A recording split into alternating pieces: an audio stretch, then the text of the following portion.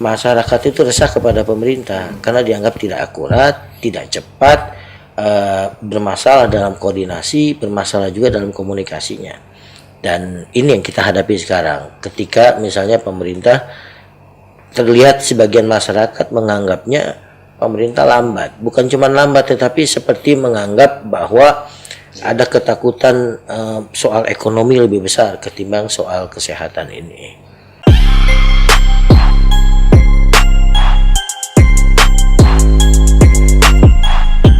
Assalamualaikum warahmatullahi wabarakatuh. Oke, balik lagi nih sama saya Gasan Syakik Albak di channel Don't World ID. Oke, di part kita beda topik ya Pak ya. Kemarin kita udah bahas tentang skripsi, terus ada juga tentang pentingnya skripsi, terus ada petisi skripsinya. Kalau kemarin tuh lagi sebagai dosen Pak. Kalau sekarang berubah sekarang jadi sosiolog ya Pak ya. Oke, jadi ini kan kita masih dari sebenarnya masuk ke Indonesia ini virus corona itu sekitar bulan apa ya Pak ya? Ya kalau masuknya mungkin sudah dari sejak isu di Cina, di Wuhan di Desember ya. Tapi karena belum diributkan ya, baru mulai diributkannya betul di awal Maret. Oke, ya. Ini kan sebenarnya saya tuh tadinya tuh nggak ada keinginan buat bikin tentang virus corona Pak, karena ngelihat pemerintah tuh awalnya santai banget, udah nggak ada pemikiran sana. Tapi semakin sini kayak wah ini saya harus buat video nih tentang virus corona. Nah, makanya saya pengen bahas nih sama Bapak ya. Sekitar udah 2 bulan 3 bulan berarti Pak ya. Iya. Ini gimana Pak virus corona Pak? Iya, sejak isu corona ini di Wuhan sebetulnya sudah banyak masukan kepada pemerintah Indonesia, baik dari WHO maupun yang pernah viral itu masukan dari ahli kesehatan Harvard. Tapi Menteri Kesehatan kan justru menantang tidak ada corona di Indonesia. Beberapa negara sudah melakukan antisipasi dengan baik. Vietnam misalnya, tidak mesti negara maju, Vietnam sudah lebih cekatan. Tapi Indonesia justru membacanya dengan kondisi terbalik, ingin memanfaatkan kondisi di Cina itu dengan mendorong pariwisata, diskon untuk penerbangan, kemudian orang nggak usah takut. Bahkan kita masih ingat beberapa pejabat negara membuat parodi itu, membuat bercanda kasus-kasus corona ini. Jadi soal sensitivitas itu dan tidak ditangkap oleh pejabat negara, bahkan kecenderungannya menganggap ini masalah politik, jadi ikut tercampur ke dalam isu ini. Itu bisa dibilang mengambil remeh Pak ya, tidak terlalu serius menyikapi ini gitu ya. Iya, karena bukan tidak ada presidennya ini kan banyak dalam sejarah dunia soal pandemik. Mereka melihat karena tidak ada kasus yang nyata. Sebetulnya kalau ahli kesehatan mengatakan sudah masuk gitu ya, melalui kontak dari orang-orang luar ke Indonesia, tapi tidak dibuat rame. Ada berapa kasus, tapi itu yang kemudian jadi pertanyaan orang juga, transparansi pemerintah mengungkap kasus-kasus korban corona ini. Sampai sekarang juga masih dipertanyakan apakah memang kasusnya seperti ini, jumlahnya tapi, transparan. Menyikapi misalkan tidak ada transparansi ini kan tidak diberitahukan Pak ya terlebih dulu gitu Pak, pas pertamanya ini. Ya, itu mempengaruhi masyarakat. Masyarakat bisa cuek, oke. Tapi kan kemudian hampir setiap hari kita sekarang menghitung. Setiap orang sekarang berlomba-lomba untuk menyebarkan informasi berapa yang meninggal, berapa yang terinfeksi, berapa yang sembuh. Itu jadi semacam lomba-lomba untuk menyampaikan atas nama kepedulian, tapi pada saat yang sama juga cemas. Bukan hanya bagaimana nanti menimpa mereka juga mempertanyakan bagaimana tindakan pemerintah gitu, karena ini udah menyangkut nyawa orang secara massal gitu. Ya, ini dari kemarin tuh sebenarnya 2 minggu yang lalu tuh ada pembahasan tentang yang lockdown atau karantina wilayah nih Pak. Iya. Ngelihat pemerintah yang mengambil keputusan darurat sipil. Iya. Atau PSBB lah istilahnya. Di samping itu kan banyak banget nih kritikan netizen atau bilang Indonesia ini lagi butuh darurat kesehatan, kenapa harus darurat sipil? Kalau menurut Bapak gimana Pak?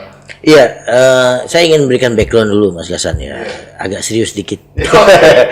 Serius maksud saya agak dalam, secara teoritis. Sebetulnya soal kalau Eropa ini semacam deja vu adanya pandemik ini, karena di abad 13 itu mereka ada kasus yang lebih dahsyat namanya Black Death. Itu yang meninggal disinyalir 50 sampai 70 jutaan. Dan itu bermula juga di sebuah pelabuhan di Italia. Dan hari ini itu yang saya katakan deja vu, Italia menghadapi kondisi yang mirip di abad ke-13 dan kita sudah punya presiden sejarah. Lalu kemudian HIV, ya, SARS, MERS itu harusnya jadi pelajaran buat sebuah negara. Nah, tiba-tiba kita dikagetkan dengan COVID-19 ini. Itu harusnya juga jadi perhatian karena secara teoritis ada yang menarik, ada sosiolog yang menulis tentang epidemic psychology. Jadi penyebaran virus ini dibarengi dengan penyebaran sikap psikologis dan sikap masyarakat secara kolektif sosial. Awalnya fear, ketakutan, kemudian menyebabkan suspicion, kecurigaan, lalu kemudian menimbulkan irasionalitas. Jadi orang berpikir tidak rasional karena komunitas kesehatan belum bisa menemukan jawaban yang pasti soal paling utama adalah solusinya, obatnya itu apa. Kemudian setelah itu yang kedua penjelasannya. Di tengah kondisi kayak begitu orang melakukan stigmatisasi. Oh ini dari Cina, oh ini, jadi menimbulkan sentimen kepada kelompok tertentu gitu ya. Lalu kemudian berpindah kepada moralisasi. Orang membuat ada justifikasinya. Oh ini karena kutukan. Orang ini karena suul khotimah, orang yang meninggal karena corona. Kemudian yang ketiga barulah ada tindakan secara kolektif. Nah ini yang kita lihat ada semacam coronavirus culture menyebar. Ada work from home, ada study from home. Termasuk juga ada tindakan seperti lockdown atau karantina wilayah atau pemerintah mengajukan sekarang darurat sipil. Dan hukumnya sebagaimana sebelum-sebelumnya itu biasa. Dalam kondisi disrupsi seperti ini masyarakat itu resah kepada pemerintah karena dianggap tidak akurat, tidak cepat, bermasalah dalam koordinasi, bermasalah juga dalam komunikasinya. Dan ini yang kita hadapi sekarang ketika misalnya pemerintah terlihat sebagian masyarakat menganggapnya pemerintah lambat, bukan cuma lambat tetapi seperti menganggap bahwa ada ketakutan soal ekonomi lebih besar ketimbang soal kesehatan ini. Gitu, ya. Bahkan ketika di saat dibutuhin yang namanya kesehatan ini Komnibus Law malah terus, Pak. Ya, ini yang saya baca bahwa ada semacam pertarungan gitu ya. Narasi yang dibangun oleh pemerintah itu berbeda dengan narasi yang dibangun oleh komunitas internasional soal kedaruratan menghadapi COVID-19. Ini persepsi gitu ya. Persepsi boleh sama dengan realitasnya, boleh berbeda. Jadi orang menganggap karena perbedaannya itu bisa dilihat dari pertanyaan yang diajukan, kemudian asumsi yang dibangun, konsep yang dimunculkan dan jawaban yang dimunculkan. Contoh misalnya, pertanyaan yang diajukan, kita masyarakat lebih concern pada pertanyaan berapa yang meninggal. Tapi pemerintah dengan segala macam instrumen media massanya lebih fokus pada berapa yang sembuh. Meskipun dengan dalih, kita ingin menebarkan optimisme. Tapi ini soal nyawa. Setiap hari orang meninggal 10, 20, dan ini seorang pakar politik ini bukan soal statistik, ini nyawa orang. Dan ingat Undang-Undang Dasar kita dalam pembukaannya menyebutkan bahwa negara bertanggung jawab untuk pertama kali melindungi masyarakat, kemudian yang kedua mensejahterakan masyarakat, mencerdaskan masyarakat, lalu kemudian mendorong masyarakat untuk terlibat aktif dalam perdamaian dunia. Jadi pertama-tama itu melindungi masyarakat, bukan mensejahterakan. Mensejahterakan itu kedua. Berarti urusan mati itu urusan mati hidup pertama. Bagaimana supaya masyarakat itu hidup dulu, baru kemudian soal sejahtera tingkat ekonominya. Jadi apapun ketika pemerintah punya sumber daya manusia, birokrasi, keuangan, aparat, itu harus difokuskan untuk bagaimana soal kesehatan, menghentikan jumlah korban meninggal itu. Nah Pak, ini kan sebenarnya perdebatan yang lama nih Pak, sekitar seminggu 2 minggu melihat kalau misalkan pemerintah ini kan tidak menerapkan lockdown. Dan perbedaan dengan darurat sipil itu kalau misalkan tidak adanya kewajiban pemerintah untuk memenuhi Pak yang untuk memberikan misalkan makanan dan lain-lain kayak gitu. Ya, sekali lagi ini ada gap persepsi antara pemerintah dengan masyarakat. Masyarakat bisa segmen mana saja, tapi yang jelas diwakili oleh tokoh-tokohnya. Tokoh-tokohnya mengatakan apapun kita jangan berdebat soal istilah. Yang jelas ini suasana darurat, suasana yang memerlukan tindakan cepat. Tapi pemerintah kemudian berdalih soal lockdown itu istilah asing, kita tidak mengenal dalam undang-undang. Sebetulnya masyarakat ini mengatakan apapun lah, Anda lebih bertanggung jawab. Yang penting kita ingin ini cepat. Mau istilahnya lockdown, mau istilahnya apa, Anda lebih mengerti, kan begitu. Tapi ada perdebatan itu. Pemerintah mengatakan kita memang harus hati-hati. Makanya saya katakan narasi yang dibangun itu berbeda. Pertanyaan yang muncul kan tadi fokusnya itu ya. Pertanyaan yang muncul. Kemudian yang kedua, asumsi yang dibangun. Asumsi pemerintah bahwa dalam alam bawah sadar pemerintah bahwa ini penyakit bisa disembuhkan, tenang saja, tidak perlu panik. Justru yang kita harus pikirkan pasca COVID-19 itu ada masalah besar, masalah ekonomi. Indikatornya jelas gitu ya. Kalau kemudian lockdown, banyak usaha-usaha akan tutup, PHK besar-besaran, kemudian sektor-sektor pariwisata, transportasi, perbankan itu akan redup gitu ya. Ini jangka panjang. Nah, maka kemudian pemerintah mengatakan sudahlah. Jadi itu asumsi yang dibangun berbeda dengan asumsi masyarakat. Masyarakat mengatakan ekonomi belakangan, ini soal nyawa. Soal nyawa, apapun ceritanya harus dilakukan. Apalagi kemudian ketika Pemda DKI dan beberapa yang lain mengajukan PSBB sebelumnya, itu ada semacam birokrasi, syarat dari Kementerian Kesehatan, syaratnya ini dikembalikan lagi, syaratnya kurang. Sebetulnya bukan manajemen biasa, ini manajemen darurat gitu. Jadi itu Mas Gasan yang kita ingin lihat. Sebetulnya tindakan pemerintah harusnya memposisikan diri sesuai dengan amanah undang-undang itu, karena ini bukan orang biasa. Negara itu punya semua sumber daya, punya kekuatan, dan dia bisa tindakan apa saja. Dan ini nyawa manusia. Dan bukan cuma itu, 24 tenaga medis itu sudah meninggal. Dan lagi-lagi memang dalam tanda petik bagi saya ada persoalan dalam sensitivitas kita masyarakat. Dan ada kontribusi media massa. Hari ini ada artis yang meninggal, gitu. Wah, ya. Itu benar-benar jadi heboh, Pak ya. Iya, dari mulai presiden, menteri memberikan komentar, gitu ya, dan media massa membuatnya booming, satu nyawa, ada nilai sensasinya. Tapi kita lihat 24 tenaga medis berjibaku dalam soal ini. Tidak ada statement. Kalau perlu sebetulnya ada bendera setengah tiang itu untuk penghormatan pada mereka. Itu yang disayangkan juga sih. Iya, itulah saya pikir bagaimana masyarakat dibentuk oleh media massa, dan kita juga tanpa sadar ini kan mempengaruhi sensitivitas kita kemana gitu. Dunia entertainment ternyata lebih memiliki daya tarik ketimbang orang yang berjibaku untuk soal kesehatan dan nyawa manusia di masyarakat. Jumat ini kan pemerintah akan menerapkan PSBB. Iya. Menurut Bapak akankah efektif, Pak? Ya, inputnya kan sebetulnya siapa yang paling berhak memberikan input untuk tindakan ini? Mau tidak mau bukan pakar ekonomi. Yang harus didengarkan pertama adalah pakar kesehatan. Sebetulnya bagaimana menangani ini, gitu ya. Nah, kalau pakar kesehatan memberikan input, ini tidak bisa kecuali harus social distancing yang paling ekstrim, yang paling ekstrim lockdown. Itu sudah melihat di beberapa negara penyebaran virusnya. Tetapi ini yang kita katakan memang ada gap persepsi antara masyarakat dengan pakar kesehatan dan juga dengan pemerintah.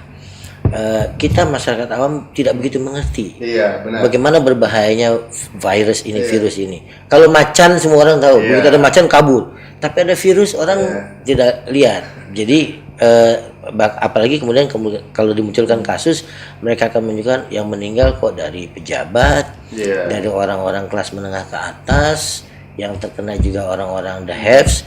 Kita masyarakat biasa aja kok, nggak ada masalah apa-apa. Sebetulnya seperti bukan soal itu. Orang-orang kaya, orang-orang mampu itu kan karena punya uang untuk dites. Meskipun pemerintah sudah mengatakan oke, terbuka. Ketakutannya orang the haves dengan orang biasa itu kan beda. Orang biasa kalau dicek takutnya makin stres.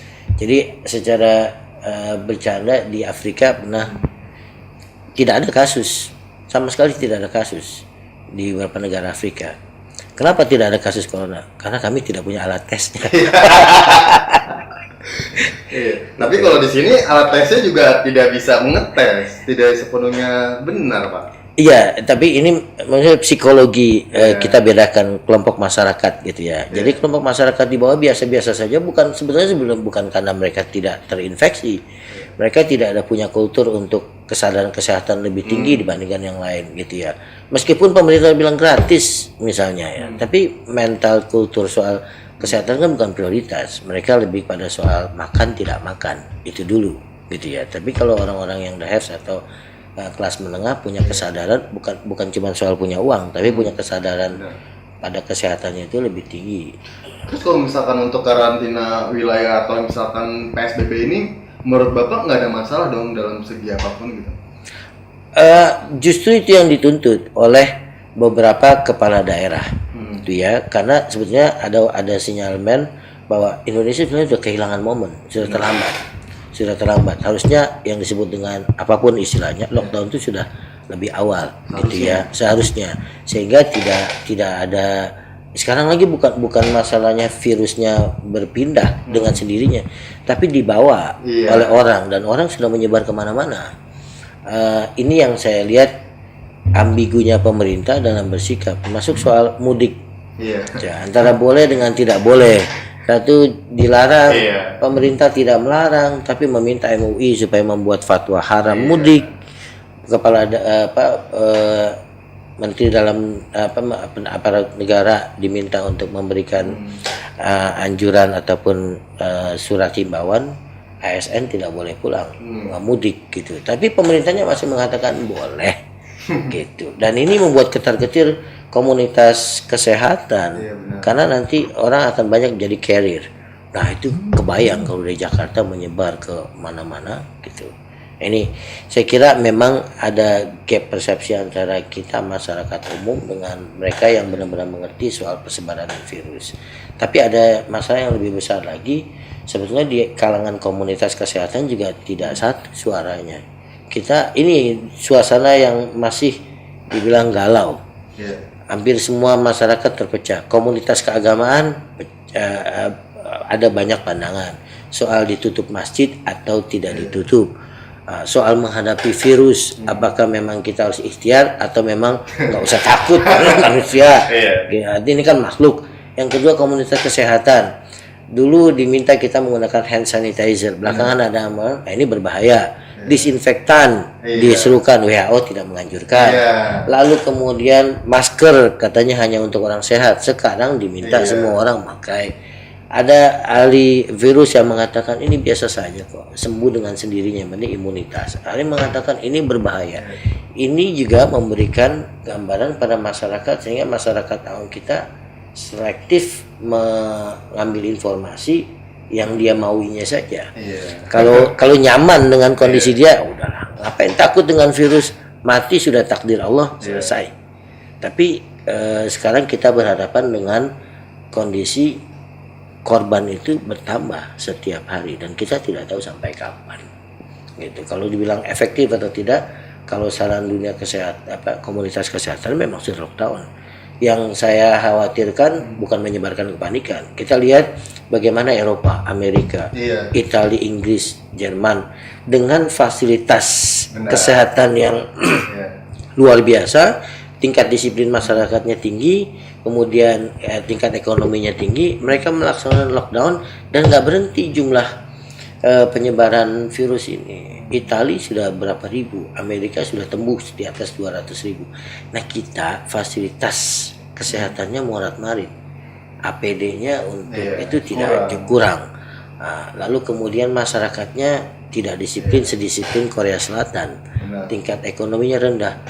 Nggak kebayang kalau kemudian nanti sikapnya masih seperti ini. Tapi Pak, saya baru nonton sih di YouTube juga, kalau misalkan di Korea Selatan itu yang tadinya udah negatif bisa reaktif lagi Pak, bisa jadi positif lagi. Ya itu kita masih bergantung kepada komunitas kesehatan karena mereka masih belum mendapatkan jawaban. Pertama, mereka masih berdebat sifat penyebarannya. Apakah ini memang droplet atau memang airborne juga? Yang kedua, jangankan bicara obatnya, antivirusnya apa gitu ya. Itu pun masih jadi pertanyaan. Apakah orang yang sudah kemudian terinfeksi sembuh akan sembuh selamanya atau bisa kembali lagi. Cina sekarang mengevaluasi lagi kebijakannya setelah membuka lockdownnya Wuhan. Ternyata ada kasus yang positif bisa kemudian negatif bisa kembali lagi positif. Ini yang karena dunia kesehatan pun belum punya jawaban yang pasti, ya berimbas kemana-mana. Itu yang saya sayangkan, kalau dunia kesehatan yang dipakarnya bilang begitu, orang-orang politik yang di pemerintahan pertama menganggap enteng, yang kedua jangan panik gitu ya, ini bisa sembuh dengan sendirinya, nggak melihat fakta setiap hari orang meninggal. Nah ini sebetulnya kalau sebuah entitas, sebuah negara, nyawa masyarakat itu harusnya luar biasa. Satu saja meninggal itu harus menjadi concern semuanya, yang lain minggir. Apalagi amanah undang-undang itu pertama kali melindungi masyarakat, melindungi artinya nyawa. Kemarin juga ada gerakan atau hashtag di Twitter tuh prioritaskan nyawa rakyat. Betul, ya nyawa. Karena kan kita melihat paradoks gitu ya. Pemerintah mengeluh tidak punya uang, yang paling mencolok tetap mau jalan terus bangun ibu kota baru. Kemudian kita disuruh tidak harus jaga kesehatan, tapi kemudian tindakan pemerintah juga tidak betul-betul ketat gitu ya. Ya kita kayak tidak jelas. Ya itu kita sebagai warga negara jujur kita ingin berkontribusi pemikiran, kalaupun tidak uang, tidak yang lain, tidak ilmu, kita berkontribusi pemikiran pada pemerintah, karena apapun kita sudah memberikan kepercayaan pada pemerintah untuk mengatur kita. Oke Pak, ini pertanyaan terakhir mengenai yang karantina wilayah. Kalau menurut Bapak nih, mengapa pemerintah menghindari karantina wilayah Pak? Iya, ini politik semantik gitu ya, dari awal soal lockdown, karantina wilayah, soal pembatasan sosial berskala besar, soal darurat sipil, itu yang kemudian malah membuat publik bertanya-tanya. Yang diminta masyarakat itu tindakan cepat dari pemerintah, tapi pemerintah selalu berbicara atas nama kita harus hati-hati. Kalau harus hati-hati ya, tapi kan negara punya sumber daya luar biasa, sumber daya manusia, sumber daya birokrasi, sumber daya aparat, sumber daya pakar. Itu tindakan cepat harus bisa dilakukan. Kalau tidak cepat ya ini namanya biasa saja. Leadership itu yang justru dilihat orang dalam kondisi ketika disrupsi begini, tindakan cepat seperti apa yang bisa dilakukan. Nah, kenapa dipilih karantina wilayah? Karena ini yang disoroti orang, inkonsistensinya. Sulit untuk mengatakan tidak ada muatan politik, baik tindakan pemerintah maupun tindakan mungkin yang lain ya dalam menghadapi COVID-19 ini. Pemerintah daerah itu lebih mengerti suasana di daerahnya, bagaimana dia mengambil kebijakan. Setingkat Sultan Hamengkubuwono menyebutkan bahwa pemerintah kurang transparan tentang data ini, sehingga itu membuat ketar-ketir pemerintah daerah yang lain untuk menghadapinya. Karena ini tidak bisa lagi concern satu daerah. Begitu misalnya nanti mudik dilepas, itu semua kepala daerah akan ketar-ketir, dia akan kelimpahan semua kasus-kasusnya.